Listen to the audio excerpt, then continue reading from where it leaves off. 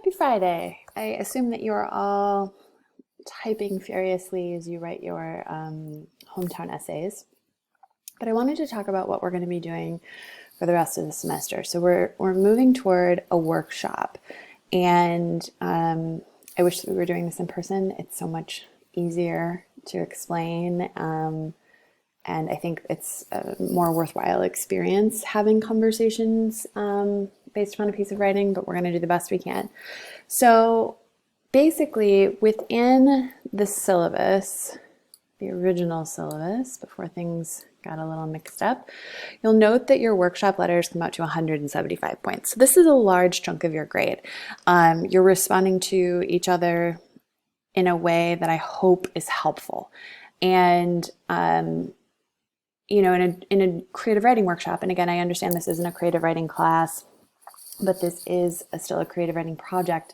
You basically get to go into the space and kind of have this like fly on the wall approach, and you get to have a bunch of people talk about your writing, and you figure out like, where are the gaps, what are the things I need to work on, what are they confused by, what's the consensus basically in terms of things that are going on that I can improve upon.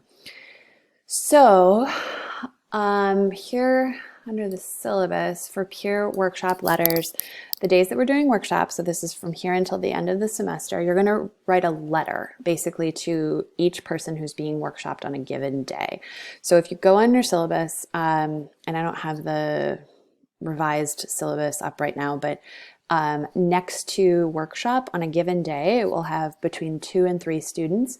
You need to read their essays for that day. And sorry, there's a very needy cat. We're going to read those essays for that day, and you're going to write those people a letter. So it will be like, Dear George, what I enjoyed about this essay was the fact that it didn't shy away from talking about this topic. I was confused in this other scene. Maybe you could clarify. Maybe you could tell us more about this character, and then you sign it, right? I do check to make sure that they're a minimum of 200 words. You are trying to be helpful to the reader. This is a constructive criticism space. The writer is going to sit down, and I'm not, okay, you're trying to be helpful to the writer.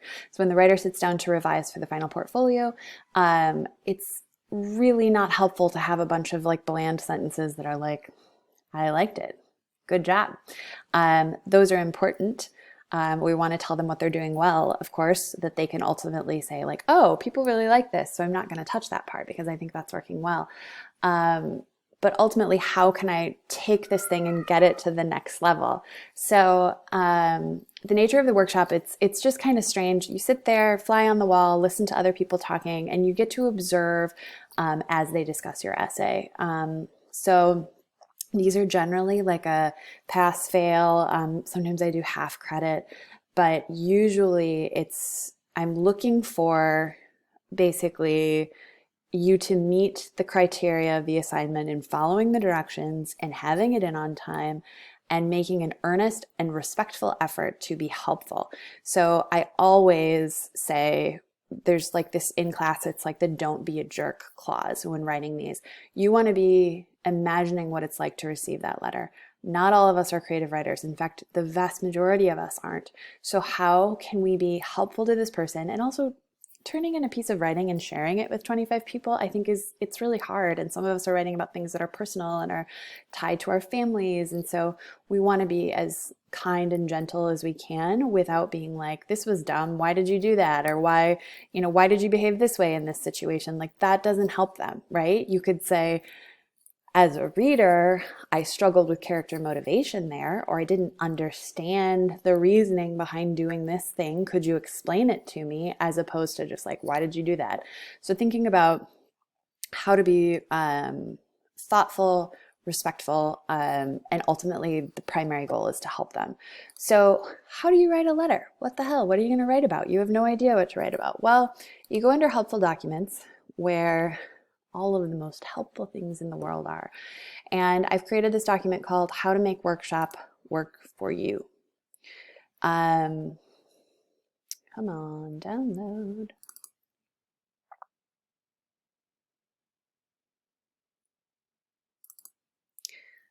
Okay, that's not the right file. Here we go. Okay, so what I want to disabuse us of is this idea that a workshop is the same thing as peer review. I know that you've obviously done that in other classes where you've swapped papers with a person and you've been like, okay, fix this comma, maybe omit the word here. We're trying to think about maybe more global things or things that we are going to take this piece of writing and we're going to improve upon it, or like help the writer when they sit down to revise. So what is a creative writing workshop? It's this model that came out of the Iowa Writers Workshop. It's been in use since the 1930s. It sounds a little intimidating, I understand. We're not doing this in person, but generally the way it works in class is that a student writes a creative piece, they share that piece. In the olden days when I was a student, you had to print off like 25 copies for your peers in the class and give it to them the week before. So it was like a lot of wasted paper, but we're not doing that. We have Blackboard, hurrah.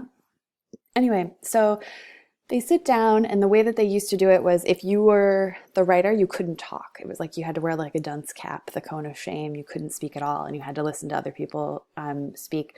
But for our purposes, we're not doing that. We're doing it just online. So we're going to have that spot under the discussions where you can post your hometown essay, and then people will comment as like their comments in the thread are their letters to that person. So why do we use this at all? I used to think that it was about like, oh, you're just helping me, but it's also a way to talk to other people who are at least close to you on your writing level and say like, how exactly are we envisioning this piece working? Like, what are the parts? And ultimately get that person to the next draft. And sometimes you're just like learning things by watching other people do it too. So I have a lot of thoughts here about why I think creative writing workshops are actually like teaching you to be critical and have a discerning eye. So here's how my method for writing a workshop letter. So these are 200 words. You're going to write them for the people who are being workshopped on that day. Again, their names are right next to workshop on our new schedule. Please check the new schedule. So we're all beginning with the premise that not every single piece of writing, like no matter what, it's not 100% done. And even stories that get published sometimes, like in a literary journal or in some small venue, they are often changed by the time they get to the actual book form. Sometimes in that first edition, they also get changed for the second edition. So we're going to go off the premise that like every single thing is a work in progress and that there's never like this moment where you're like, boom, we're all good, like it's completely done. And even after all of these years of writing, I've never felt that way. I've never sent something into the world and been like, all right, like there's nothing else I can do. I always feel like there's like, so much more I could do. Okay, so what I like to do is I like to say, dear so-and-so, I begin with something good. I don't just say, it's good. I say, man, I really loved this particular character. It reminded me of my friend from high school, and I thought that they felt like really real, or like I could hear them talking. I was confused, right? And like I maybe would like launch into something more critical after that, but if you start with good, it can be really helpful. This is again you can be honest, but also tactful, right? So the don't be a jerk clause. It is not the kind of letter where you're going to say like, this is boring. But you could say like, I struggled to connect with the character because there's a reason that things are boring or not interesting, or, they don't appeal to you, but there's a way to talk to the writer and say, this is what I think might have helped me. So we're going to give them some ideas. Avoid dichotomous thinking of like, this is good, this is bad. Think about a specific component like POV, setting, characterization as a piece that is either working or not working. So what do you do if you're like, I don't know, like I really mostly like this. What do I write about? Well, I have come up with all of these items for you that you could potentially talk about. So the purpose of the writing, like, is it working in terms of the assignment? Is it achieving its purpose? How could it be improved overall? What did you really like? How did it affect you, like on an emotional level? Like, did it speak to you? Did it have an impact? General issues. Do you like the title? Does it feel like it's fitting the genre? So tone, does the language fit the genre? So like, is something really horrible happening and the person's like making jokes? Like that doesn't seem like it fits.